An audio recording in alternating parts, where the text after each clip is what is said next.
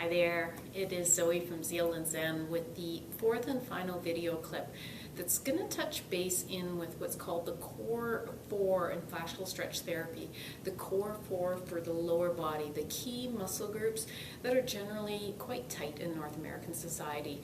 So we've gone over the first three, which include the hip flexors, the front of the thigh here, the glutes right here, the Quadratus lumborum, which is a muscle deep in the back here, and finally the fourth and final one we're going to get into is the lats, which is a muscle that covers the better part of the back but actually starts right down at the bottom or at the top of the hip and then inserts right into the arm bone. So the lats have a pretty big area of influence and they can get kind of nasty tight.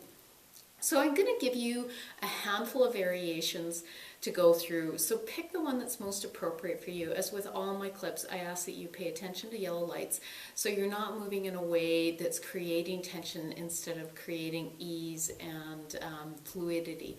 So really pay attention to that.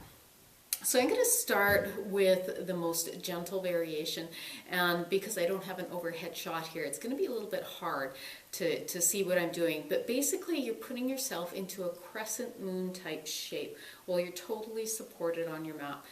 You want to have some softness in the elbow here, especially if you've got shoulder stuff going on. So be really kind, remembering that place of yellow lights. Okay, so the first one. We are going to extend the legs long and let the body come down on the mat. And then just walk the heels to one direction. You might start to feel a little bit of a stretch through the lower part of the body. And then with your hand, start to sweep it up, supported by the floor, only to the place where it feels okay for you. So if you have shoulder issues, this is a place that you want to be really careful. And just take a nice big breath in, breath out, maybe play with the positioning of the arm, and just let yourself be here in a supported place. Okay, so that's one way of going about it. And again, of course, you would do both sides. So coming up from that, I'll give you another way. So you might have noticed in a few of the previous video clips, I've done some of the stretches with the legs and the body positioned with one knee in front and one knee in the back. So this stretch also can, or a stretch for the lats also can come from this place.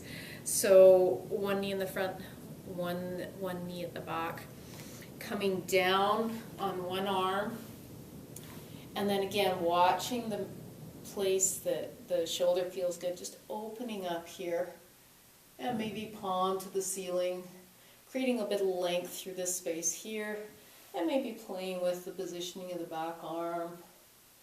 Okay? And again, both sides. So the third and final option I'm going to give you is actually from standing. So we'll just switch to standing from here. So here's the final version of the stretch for the lats. And we're going to do this one standing. What you need to do is find a post or a beam that you can hold on to. We're going to need that.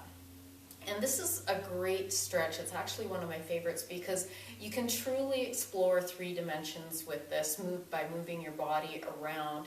And as always, working with the breath, nice big inhale and then just exhale, settling into the stretch. So what we're going to do is we're going to hold on to that post or beam with one hand. So nice big inhale and then exhale and let the hips fall away.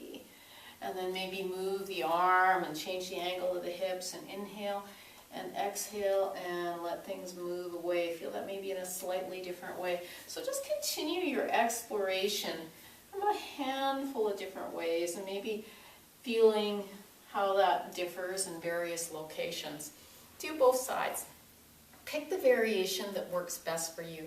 With each variation, always paying attention to those yellow lights. And that's it. That's the core 4 fascial stretch for the lower body. That said, I'm going to do one more summary video where I put it all together and you can have a sequence that sort of flows from one move to the next and enjoy it that way. So I'm going to sign off and stretch the other side so I feel a little bit balanced.